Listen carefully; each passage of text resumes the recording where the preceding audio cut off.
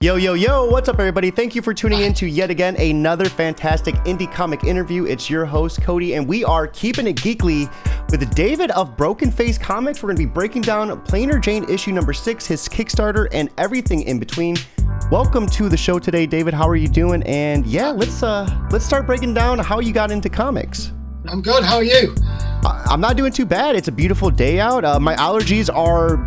You know, they're cooperating with me today, so I wish mine were. I've got hay fever bad at the moment. Yeah, it's that time of the year though. Yeah. So we just went on a short holiday to Spain, and I don't think I was used to the pollen over there because I was sneezing and coughing. It was terrible. You went to Spain? How was Spain? Spain was good. It was just a few days. First time going anywhere since before the pandemic, so it was weird, but it was great.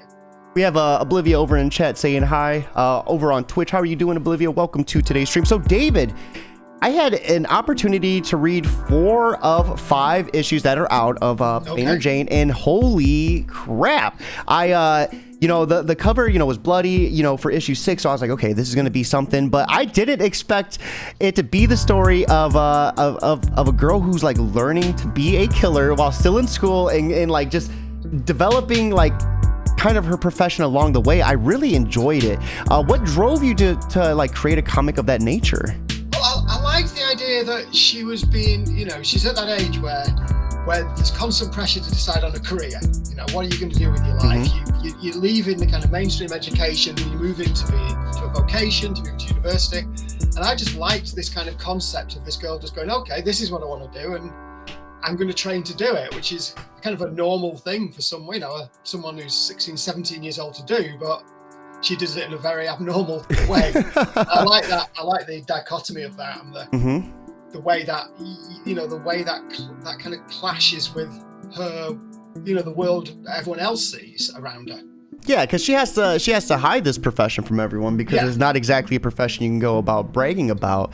And the roots I thought were really interesting because you really started her not really knowing how to. She had the urge to want to kill, getting paid £50, I think, or maybe I'm mispronouncing that. £50. Yeah, £50. To kill a bird, and like everyone was calling her a freak about it. And pence to kill. It was 50 pence to kill a pigeon. Yeah, the pigeon, and everyone's calling her a freak, and she's like, "You're gonna be next if you call me a freak." And that's like where we see her kind of like starting to really develop into this role, and then she's like killing all these other pets to kind of get used to like the notion of it, like turtles and dogs and birds, and it takes some time for her to kind of get her first real job. I really appreciate how you dug into the dark web aspect of it. Like, what type of research did you have to do to kind of like get this character development going for Jane? Well, I did read a lot about like psychopaths and sociopaths and how they develop. I wanted to ground her in reality. There does tend to be a history of like killing animals in childhood with serial killers. So even though she's a comic book character, I wanted to ground her in the reality of how those kind of people do develop. I want it to be real. I want it to be funny. I want it to be engaging, but I want it to be real. Yeah. I don't necessarily always want the audience to like her. Yeah, and she can be tough to like, and that's part of her character. And the way you balance that, the bloody aspect of it, along with the humor, I thought was pretty outstanding as well. Because we see her setting in school a lot of times, so you see that classic school humor happening and starting to unfold, and as well as the family life too. Her family has no idea that she's a murderer or she's killing these animals, and they're very supportive. They're trying to get her to like get a job and like become successful, but little do they know she's out there murdering things left and right. Well, they want her to be. They want her to go into a career. They want her to be a nurse. That's their whole thing, and they're just the least suited to a caring career. Yeah, the complete opposite, if anything. So we find her getting her first job, killing a dog. So what kind of drove you to have that be the starting point? I know you were saying earlier a lot of people hated that. So what drove you to want to start there? Well, it's funny because it did. There were quite a few people that were like, how could you kill a dog? Like, well, you didn't complain at the beginning of the episode when she killed, there's the flash forward at the start of the book when she kills the guy in his garden. So, but I didn't think she should start with I thought her first kind of proper job, where she's properly been booked by someone.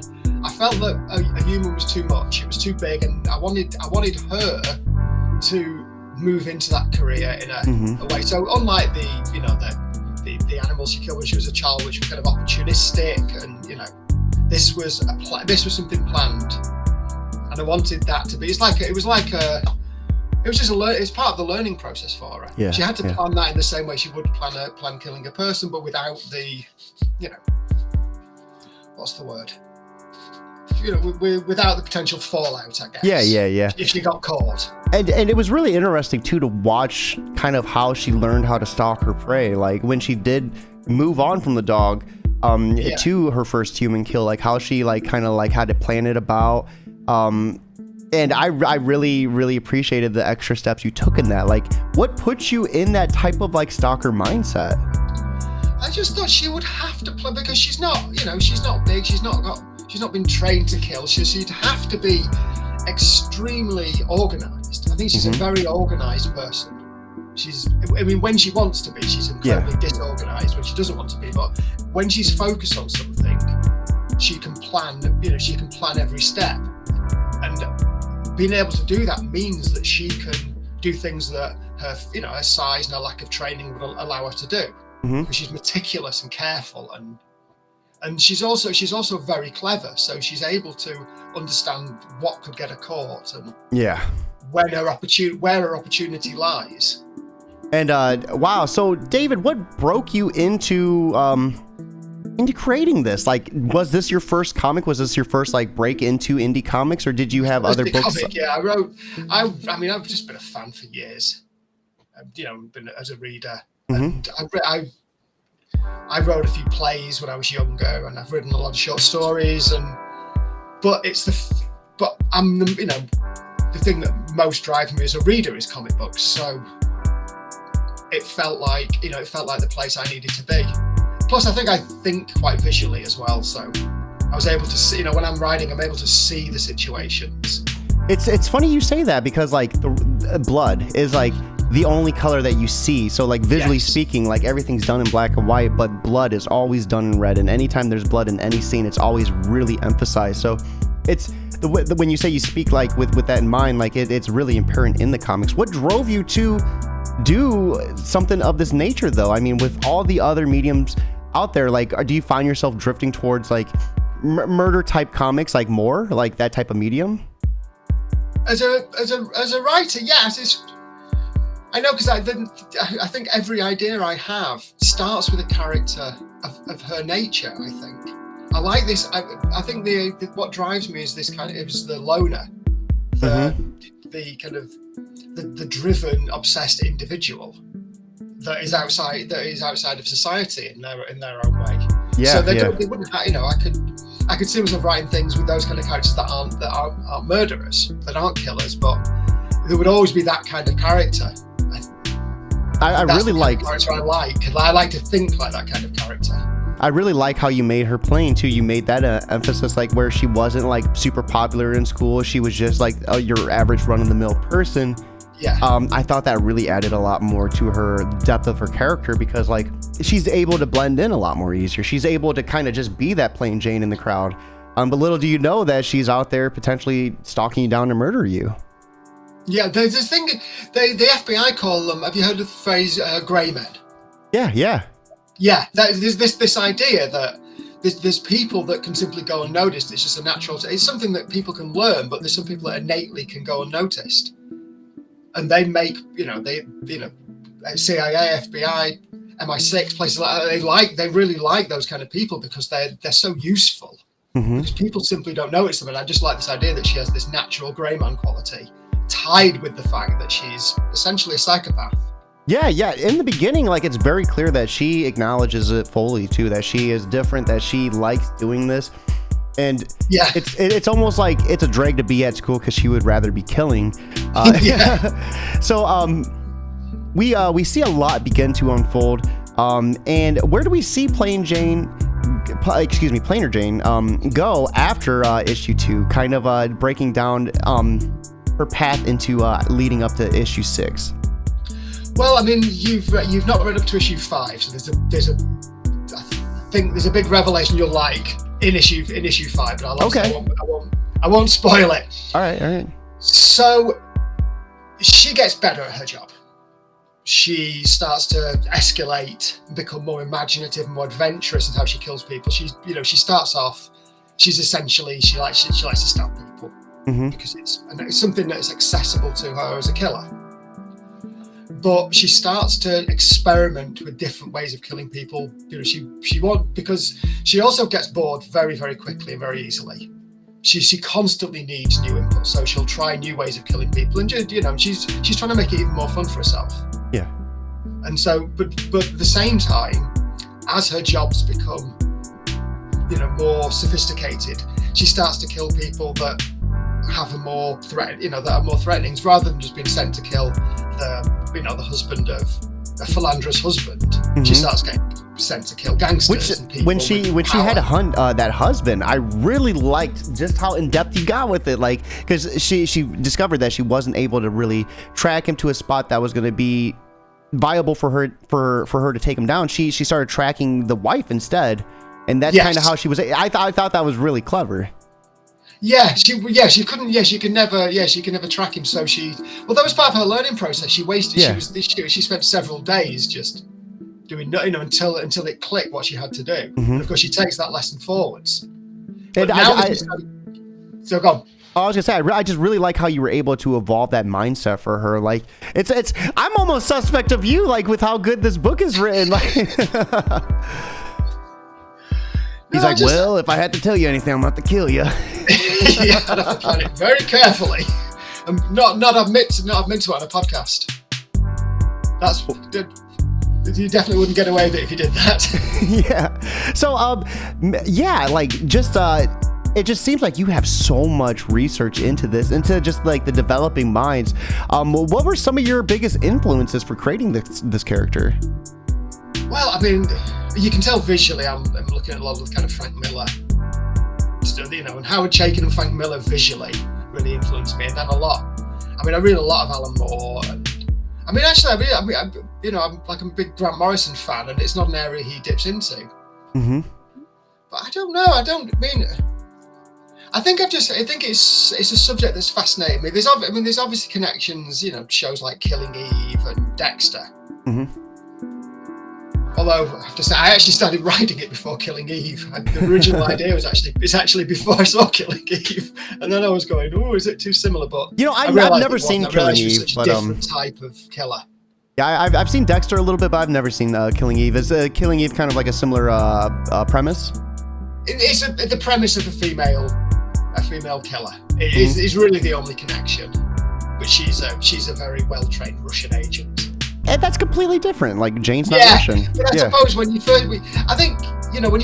write something, as soon as you see anything that's even remotely similar, it's like, especially if it's on TV. You start to go, maybe I shouldn't be writing that, or you start to, you know what I mean?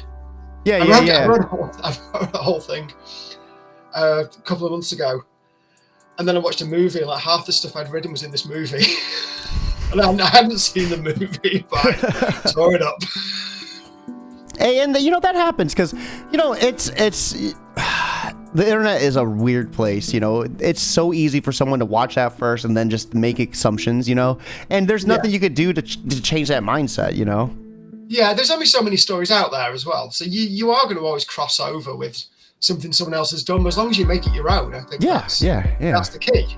So what leads us, I guess, set the tone for issue 5 so we can kind of get a feel what to expect in issue 6. I know you said you don't want to spoil too much of 5, so we don't have to, but what are we going to see happen to Jane in 5 that is going to lead to what she's going to experience in 6?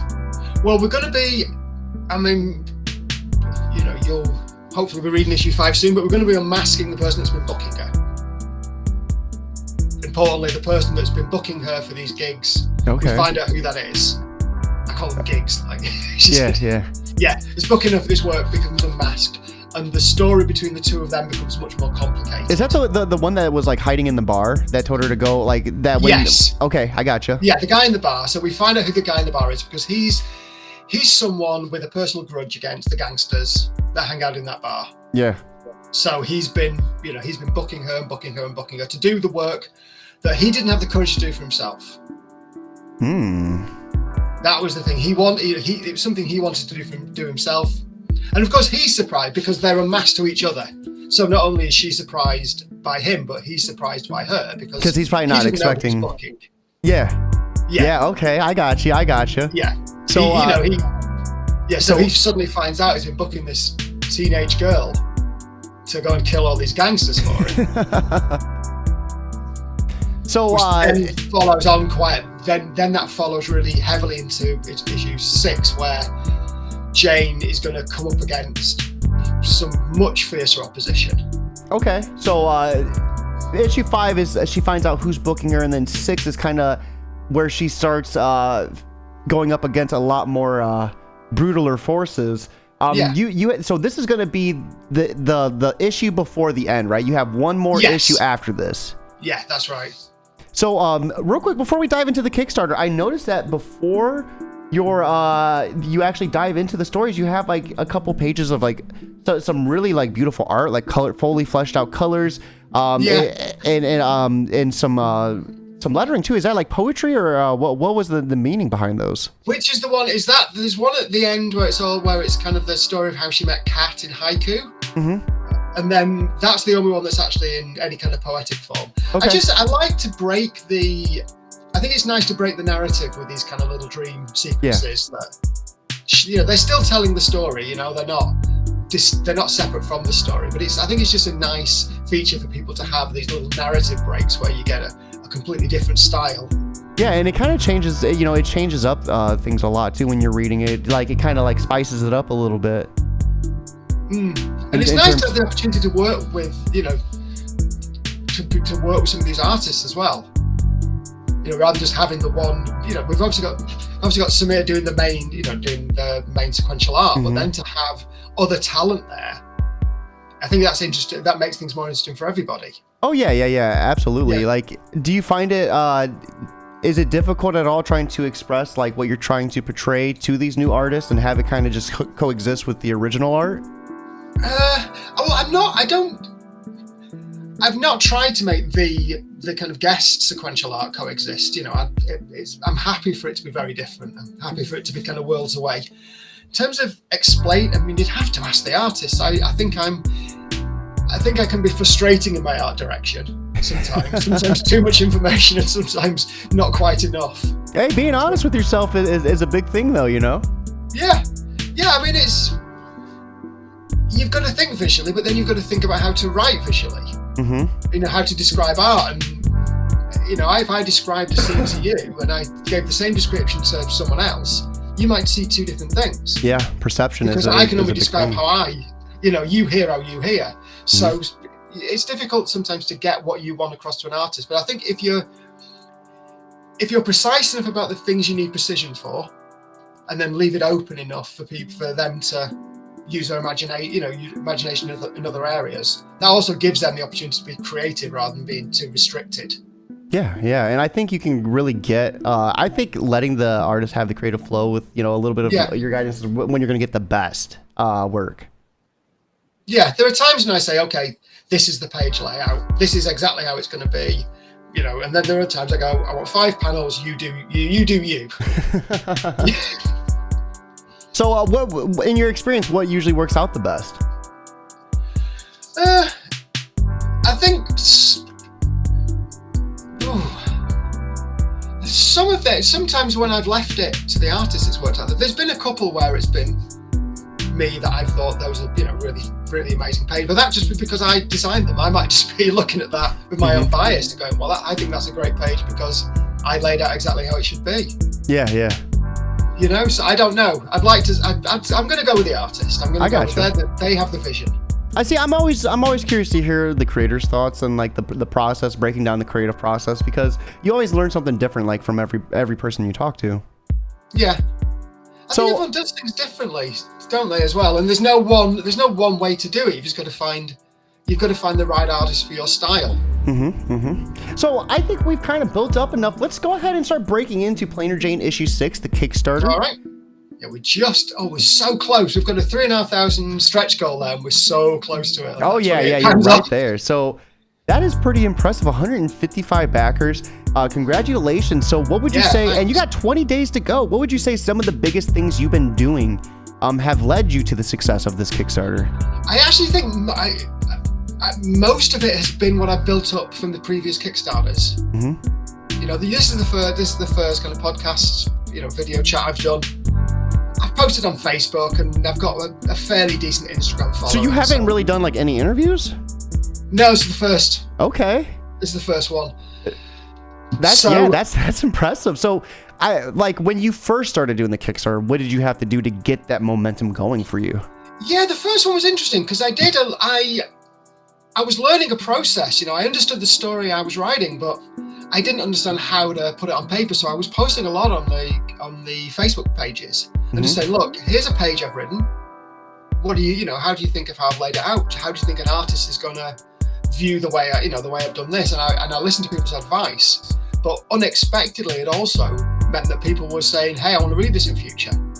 Let me know when this when you publish this. So letting them in on the creative process kind of built that thought. Yeah, that's awesome. Yeah, I mean, it sounds like I was being clever, but it was really purely, it was purely happenstance that by doing that, by asking people, hey, what do you think of this logo? People go, well, I like the logo, I want to read the story. So, so that created enough interest in order to do well enough on the first issue that I was okay. Let's do issue 2, and it's kind of grown from there. So you would say a lot of it was like just asking for criticism and help with that's pretty big. And I wasn't doing it to try and gain a following. I was asking for honest feedback because I wanted to get the best out of my work, and I particularly one thing I really did because I understood how a comic reads. Mm-hmm. I've read them for long enough, but I didn't understand how you write for an artist. Yeah, that could be a big thing. Yeah. Especially with face expressions and like the way they're moving in the panels and stuff. Yeah. So doing that, going through that meant that I learned a lot, and I advise anyone to do that. Post your stuff, ask people questions, they'll answer. Most people will be polite and helpful. A few people won't, but that's life. So you did most of that you can even, in my case, it helped me gain a following. So you did that on Facebook, you said? Yeah, on Facebook, just on the comic book chat type pages. See, I love asking these questions because it's always so hit and miss. A lot of people say they found success on Twitter. A lot of people say they found success on Instagram. So hearing that you found it on Facebook through these different groups is awesome. It just goes to show you like how you utilize a platform could really make or break whether or not you're going to get a following on it.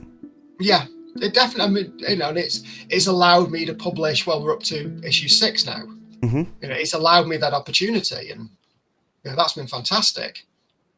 All right, so let's go ahead and start breaking into the story. So this is issue 6 of the critically acclaimed 7-part comic book series as a whole. Yes.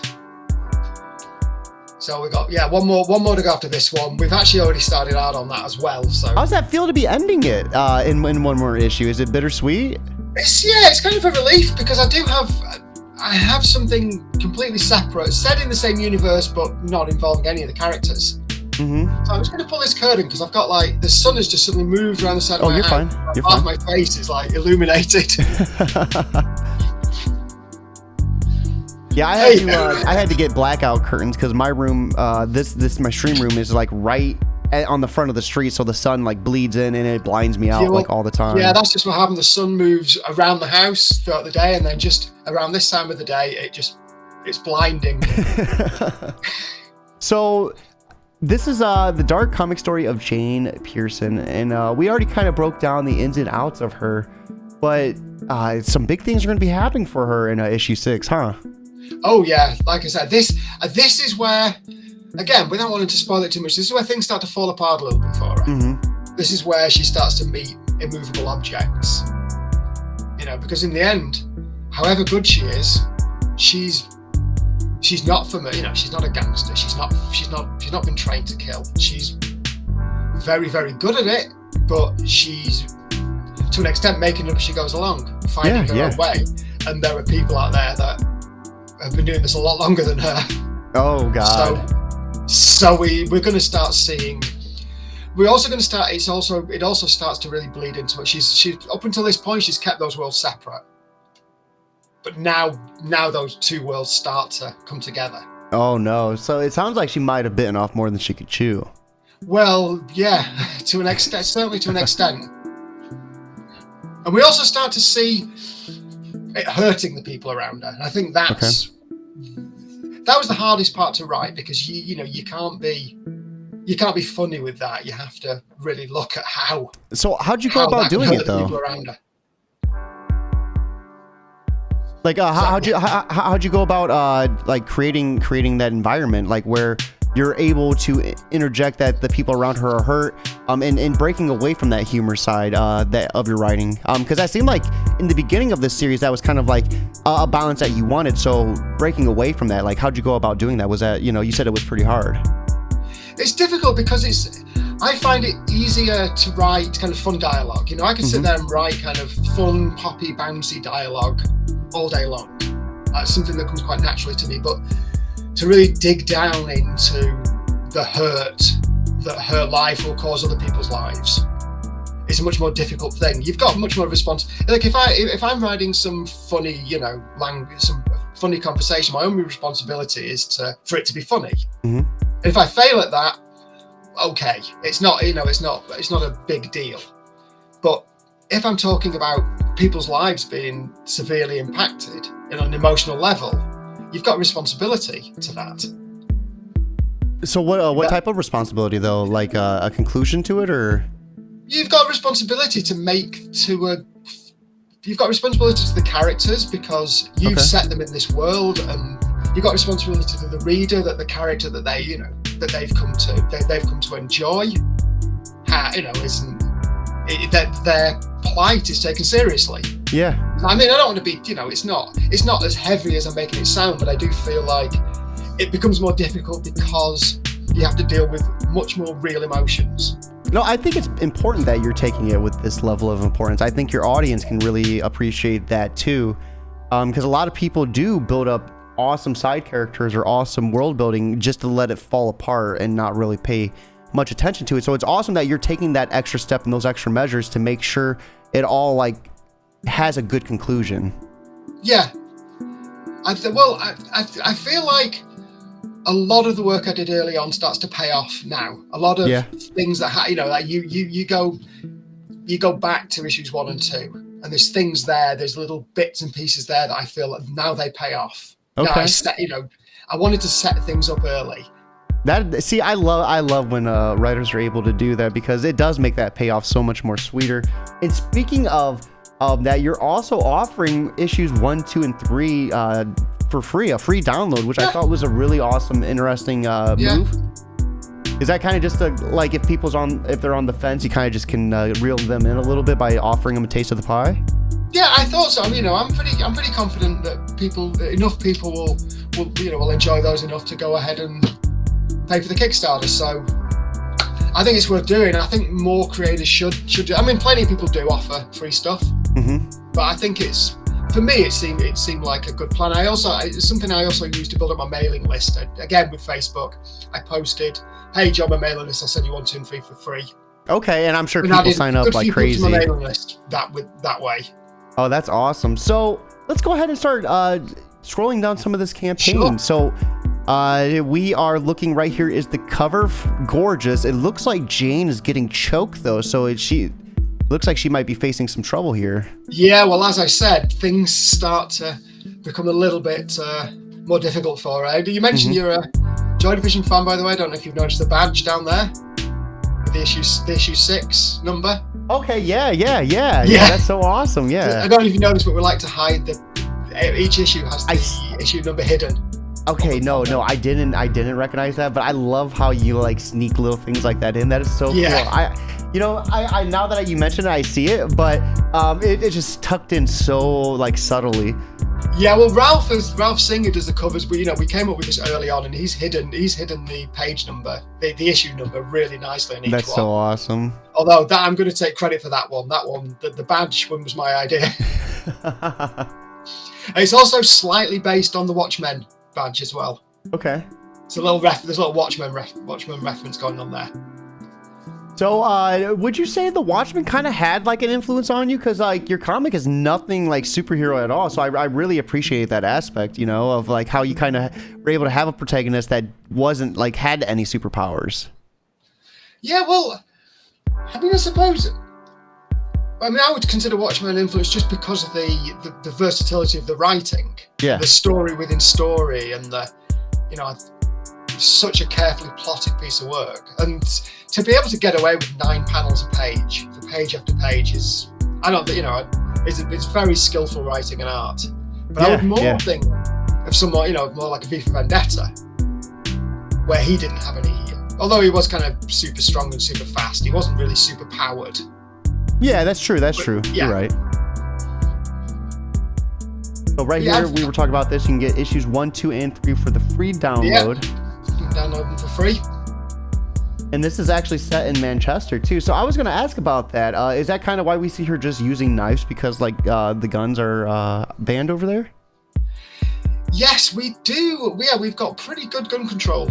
And I mean, you occasionally get quite criminals with guns. But yeah, knife crime is a much more commonplace thing than gun crime in the UK. So exactly, yeah, she wouldn't have access to. Even the gangsters would find it difficult. Yeah.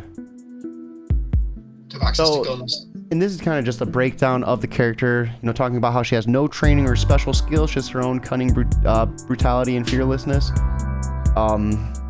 Really awesome. Set in a U.S. standard comic book, 24 pages. Some of them a little bit longer though, because you added extra art in the back. I think that might have been what issue. Well, this one's 24. I think the longest has been 28. Mm-hmm. It's been between 24 and 28 per issue. So you got some great rewards available as well, including original issue 6 art. Yes. Original hand-drawn and inked pieces. Yeah. So the only difference on this, so like that page is available. The reds are digital. Mm-hmm. So it comes without the reds, but it's I'm old school. I'm a big fan of hand drawn art. Yeah. No, but digital is a big thing these days. But it was important for me to have an artist that did handwork. I think it's got a richer. Not that there's not some great digital artists out there, but I just have I like the kind of richness of. Yeah, everybody has a preference. That's okay. Yeah, and I really think you can get away with a lot doing traditional methods. I think there's nothing that beats like where it all came from either. Yeah. No, I grew up with that when I'm old enough to remember when it was all hand drawn. All right, so we are looking at some other artwork as well, and then in addition to the rewards listed on the right, all pledges apart from the digital only will include any extra swag from stretch goals. Yeah, we've just got the playing card stretch goal because we're doing a series of playing cards, 1 per issue, and we've got Donna A. Black that does the rear covers. Because I don't know if you know, we have a different rear cover each time with a kind of a Manchester music theme. She's doing a Jane pin-up, which I've actually just posted a preview of. If I can find it. It's not finished yet, so we just here we go. It's work in progress. Oh, that is gorgeous though. Yeah. It's nice, isn't it? Really awesome style too. Yeah, it's unfinished at the moment, but it's actually a street in Manchester that I photographed, and then she's painted it with Jane in shot. Oh, that's awesome. So you're actually incorporating a lot of the actual real world into it. Yeah, that's one thing I've done. I mean, a couple of times, I've sent Sammy, I've said, this is the building you need to draw. Mm-hmm. This is the street. So a lot of the streets that you'll actually see, a lot of the buildings are real. Oh, that's really cool, and I can really appreciate that extra touch to the world building in the comic itself. So let's scroll back down. Looks like we have a stunning rear cover from Donna A. Black as well, the portrait of a Manchester music legend, Tony Wilson. Yes. So this was actually really gorgeous Tony Wilson. too. Yeah, she did that in the style of, I don't know if you know the Happy Mondays. Oh, you'll have to scroll down just a little bit more. We're on it. Oh, there we go. Sorry. No, you're fine. Nah. Yeah, I'm really liking this too. Did she add the candy wrappers in the back, or was that on the cover? Yeah, there's a Happy Mondays album called Pills, Thrills and Belly Aches, which was produced by Tony Wilson, and the whole cover's made up of sweet wrappers. So I just thought we could do Tony Wilson with sweet wrappers. So why all the music, interjections within your comic? There's loads. There's every issue. The chapter. I don't know if you noticed, every chapter is a Joy Division song title. Okay, yeah, no, yeah, dude. Oh my God. I when I was reading it, I was noticing the references, but I didn't even really think to read the title. There's lots of little references. I think I'm just a massive Manchester music fan. I mean, I'm from Manchester, and I grew up here. I love the music, and I just think it grounds it. It grounds it nicely, because it's all very well just to go, this is set here. But to actually make sure the real buildings are in there and the real music influences it, I think it grounds it for people, and it grounds it for me when I'm writing it as well. That's so awesome. I know what the place is because it's real. I don't have to, I don't have to imagine the buildings because I know the buildings. Yeah, because you've been there, you've experienced it. That's so cool that you're interjecting so much of the actual Manchester experience into the book too. Yeah. So down below we see a little bit of another page as well, looking at a knife here. Yeah, well, of course, as the net kind of closes with gangsters and a family, of course, the police start to close in as well. So then, issue 6, you've got these 3 different pressures coming from all sides on her. And then underneath, we have some of the reviews as well. The reviews have been great. It's been I've been kind of overwhelmed with how nice the reviews have been. Yeah, no, that's good though. Hey, I'd rather take a whole bunch of good ones than bad ones, right? Well, yeah. Yeah, we've done. I've been promising another couple of reviews in the next couple of days, actually. Hopefully, we're gonna have to get Keeping a Geekly one up there sometime. Yeah. All right. So, and then a small selection of comments from the readers as well, just talking about what they liked most about it. It looks like a combination of from previous Kickstarters as well. Yeah, it's just messages people have sent me, or they post on Facebook, or No, it's nice though to see the reaction stuff from other people and their thoughts. Because those are all genuine. That's stuff money can't buy. Is the way people feel about your book. It's touching. It's touching when you. I mean, when you first kind of start writing something, you're like, is anyone going to be interested in this? And then you show it to a few friends, and they go, which is what drove me to do it. They go, yeah, you should definitely publish this. But you think, well, they're my friend. They're not going to tell me it's rubbish. Yeah. But then when just strangers on the other side of the world are saying the same things. Yeah, because they have nothing to lose. They don't care if they hurt your feelings because they'll never see you in real life. Yeah. So when they send you the messages telling you how much they enjoyed something you've done, it's fantastic. It's humbling as well. Yeah. So let's take a look at some of these stretch goals, though. So you already hit your $2,500 stretch goal, Kickstarter exclusive Plainer Jane playing card. So that's the playing card for the character Lewey, Officer Lewey. Oh, that's awesome. His signature bandaged arm. And then the next one. Sorry, go on. Oh, I was gonna say go ahead. I was gonna say the next one for 3,500 stretch goal, but you'd be better to take it off than me. No, the next one's gonna. Well, we just showed you the pin-up, the unfinished pin-up. So the next one's gonna be everyone's gonna get a print of the pin-up. Okay, that's awesome. It's not finished yet, but as you can see, Donna's well underway with it. So it's lovely, isn't it? Actually, that's the first I've seen it. I didn't give her any instruction. I just said, do me a pin-up. Here's some photographs you can use as reference. It seems like she kills it with anything you throw her way. Yeah, she's great, isn't she? She's she's got. Have you seen her work? She's just done a book called Deadliner. So for 1,000 more, 4,500, you're looking at a Kickstarter exclusive Chrome bookmark as well. Yes.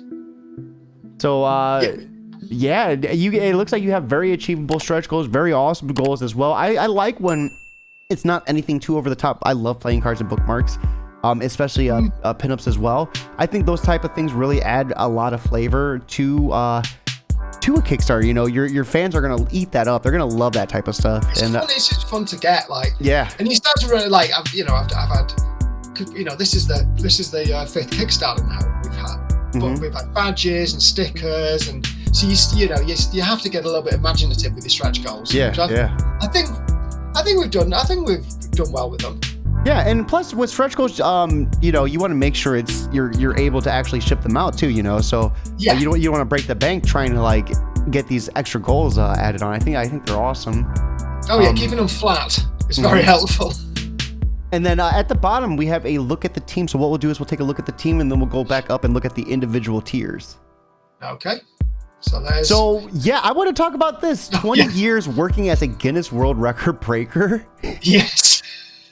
Oh man, so let's talk about that. That is so awesome.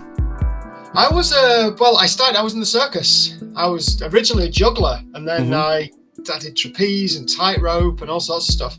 And I kind of focused on, I was really into sideshow. The whole kind of, especially the old American sideshow stuff. So I focused on being an escapologist, and I did sword swallowing as well. And sideshow stuff. So, yeah, that's crazy. That's awesome. Is it scary swallowing a sword? Yes. Very scary. How sharp are they? I would imagine it would be too not sharp, especially sharp. Yeah. You don't need anything sharp to like. I severed my trachea with a blunt sword. You don't need anything sharp. The inside of your body isn't like your skin. It's quite delicate in there. So you got to get it right. Yeah, dude. I was working as a stuntman as well, so I was doing a lot in TV. I was doing a lot of training kind of people in TV. That's so cool. I go in and teach them how to do. Do you think you'll ever go back to it? I don't think so. I mean, I could. I had quite a serious injury about 7 or 8 years ago, and I crushed one of my vertebrae. Ooh. So I had quite a lot of surgery. I had to learn how to walk again after that. And I'm kind of physically fine now. You know, I'm physically, I could do it. I didn't expect to be able to, but if you don't have to, better not test it, you know. But no, it was a fun job, and I saw the world doing it. Yeah, no, that is so cool though. I've seen a couple of shows with the family, but I've never had a chance, I guess, to really ask someone about it. It just seems it's so scary. It's a freaking sword, you know. Yeah, it's dangerous, you know. A friend of mine, he was on America's Got Talent in the guy I used to work with. Was it August, and he's had a serious injury now, and he's in a wheelchair. Oh no. He was doing an escape on America's Got Talent. That's crazy. It can happen. So writing comics is much less dangerous. Yeah. Swallowing comics would be a lot less dangerous too. Oh my god. So we have your artist right underneath you, a professional penciler and inker from Brazil. Yeah, he's fantastic. Well, I mean, as you've seen, his work's just been his work's been great. So underneath him, we have Tim West, logos, lettering, print, layout. He's been working in indie comics for over a decade, designing amazing logos, writing, lettering, editing, blogging, and more. Yeah, he's good, and he puts up with a lot of complicated pages for me. Some of he does put up with some complicated lettering pages, because I can be quite wordy sometimes, and he knows how to balance it out nicely. No, that's good too, because when it's wordy, lettering can really make or break a panel. I trust his work, but I do think I hand him pages that I can see him shaking his head. Oh, the audible sigh when he lets out. I can just hear it. It's just, oh god, this page is going to take me forever. But he always comes back. He always makes it work. Every time. That's good though. That's because it can be challenging, but to be able to nail it off successfully, that's when it really matters. Yeah. So you have your front cover and colorist right underneath him as well. That's Ralph. So yeah, you've seen his. He's great, isn't he? That's awesome. So he actually dropped out of university to pursue his passion in comics. Yeah. And that is so cool. Yeah, it's always awesome when you see someone like starting a life path and then they decide to change it, so they just drop it. And I'd be interested in knowing what he went to university for, before he ended up running into comics. Yeah, I don't know. I do know this. Everyone I've worked with so far I've seen their careers really start to like take off since I started working with them. I think I've been lucky in that I found people that that were really, really growing and really like just at the verge of really breaking through themselves. It's really cool that he has his own comic too, which is sold 8,000 copies worldwide. Yeah, well, and I think that really helps with the covers because he designs all the covers. Mm-hmm. I'd give him the issue and I say, what do you want to do? But I think because he's a writer as well, it really helps to make that he understands how to put the heart of that issue's story into a cover. And then underneath him, as a writer. Yeah. Underneath him, we have Donna A. Black, the rear covers. And I noticed she's wearing a little Watchmen button right there, too. Yeah, and she's wearing the Broken Face Comics logo t-shirt as well. Oh! So she's a mixed media artist specializing in comic art and covers, including the critically acclaimed Deadliner. Yeah. Very awesome. So Broken Face, too, that is your publishing studio? Yeah. Yeah, so, I mean... It's only published Plain as Jane so far. I just wanted to have it under a banner. Yeah, I gotcha. Yeah. And then underneath Donna, we have the printing and shipping. Shipping. This is just talking about what to expect. 24 to 28 issues pages per issue in the standard U.S. comic book size. More stretch goals are hit. Printed on it talks about the printing paper with the gloss cover. So very high quality printing as well. And then risk and challenges are basically just, I would imagine anything just out of your hands, like with shipping and stuff. There's not, I mean, we're in a situation now that the art's flown, the art is for this issue is pretty much done. We've already started the art for the next issue. So it's really, there's not really anything that can, there's not really. Ooh, you throw in stickers with the books too? Sorry? You throw in stickers with the books too? That was in the previous issue. Okay, I generally throw some stickers in though, because I do have a fair amount left over. Ooh, I really like that Broken Face one. That's pretty cool. So let's let's go up and start kind of going through some of the actual tiers now before we close out of the Kickstarter. So up at the very top. We've gone up a little bit. Are we £12 off? Let's go. Let's go. The next stretch goal. Hey. So it looks like you could pledge without a reward. Back it just because you believe in it. Yep. Underneath that, we have issue 6 PDF digital copy for £5 or about $7 USD. Yeah, something like that.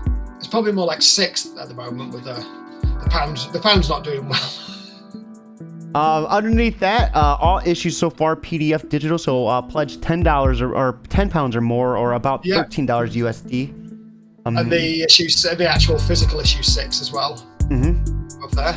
Okay. So that'll get you all of them. Then we get pledge £15 or more, or about $19 USD.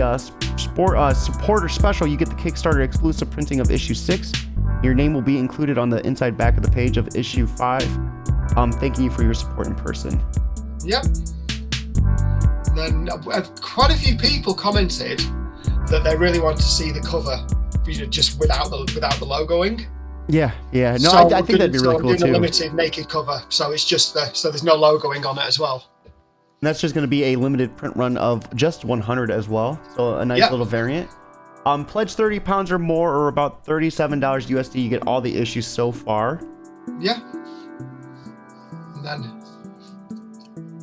And then it looks like for about £40 or more, about $49 USD exclusive supporter package. So this is going to include the Kickstarter exclusive issue 6 and the naked cover variant, along with an artist autograph A4 cover art print. And it's only going to be limited to 100 of the naked cover variants. Yeah, so I think 90 of I think I've actually put only 90 of. There's only 90 available with the Kickstarter. Okay. So there's like 40 with this reward, 50 with the other reward, and that's it.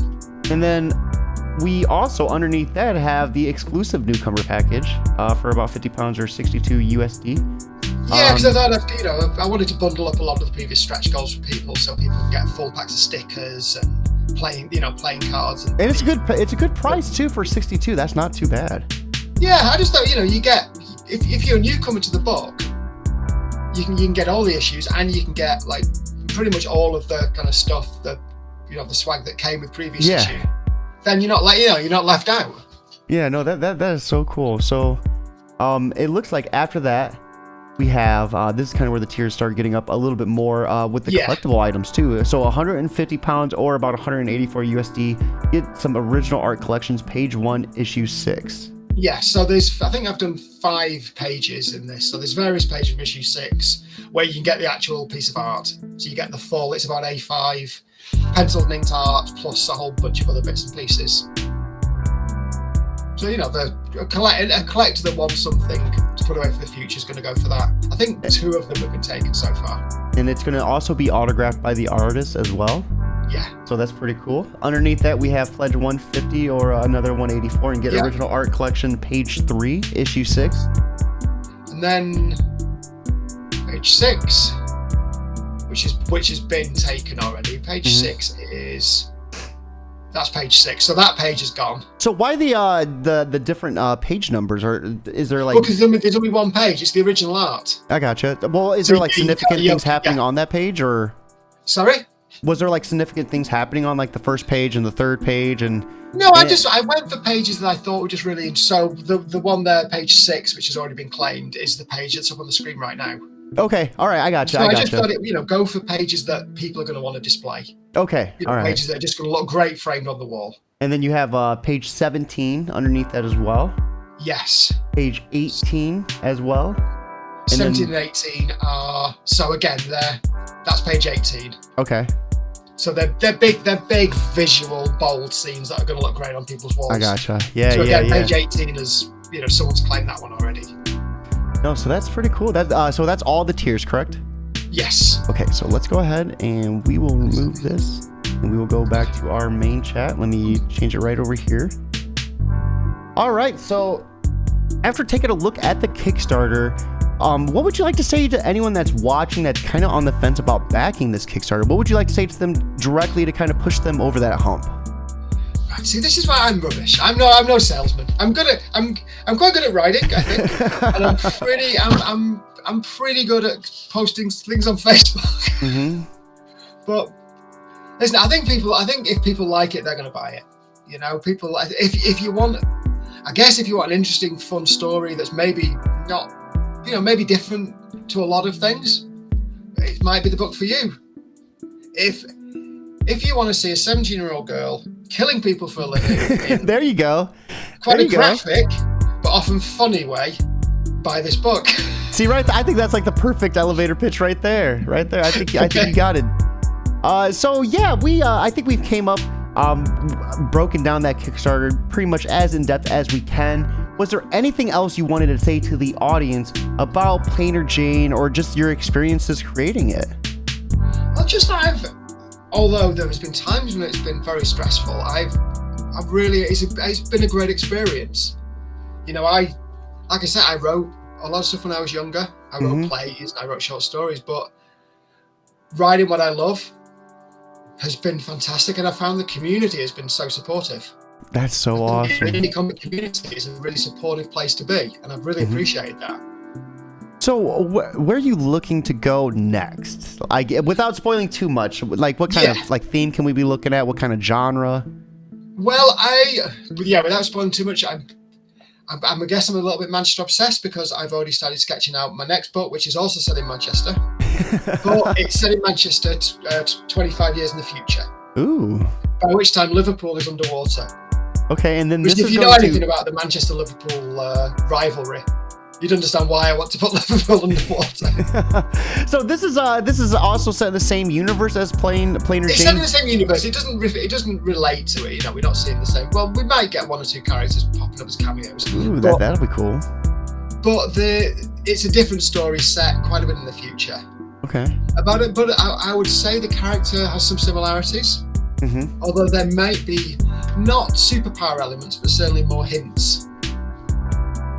There's definitely going to be more hints of potential superpowers. Ooh, so more gained through technology. Okay. There's technology available in that world, but and also I think it goes back to like a lot of the kind of future stuff I read in books like in 2000 AD and Judge Dredd and those kind of really old school things where you had these dystopian visions of future cities. Okay, I wanted to play with that. And one thing I will say is that by this point in the future, the whole Western world has become obsessed with Eastern culture. So Manchester looks like Manchester if you were to put Tokyo on top of Manchester. Okay, yeah, no, that's cool. Yeah, it's Manchester, but it's also, but it looks like Tokyo. So I really like the direction you're going. I think it is going to be a lot different of a writing experience for you too, with the path you're going. So David, well, with that being said, I think it is time for us to begin wrapping things up. I do want to ask you one last question. This is one of my favorite ones, and that is, if there's any indie comic creator out there that is struggling to kind of get their own idea off the ground and just get started with it, what type of advice would you like to give them to kind of just help them get pushed?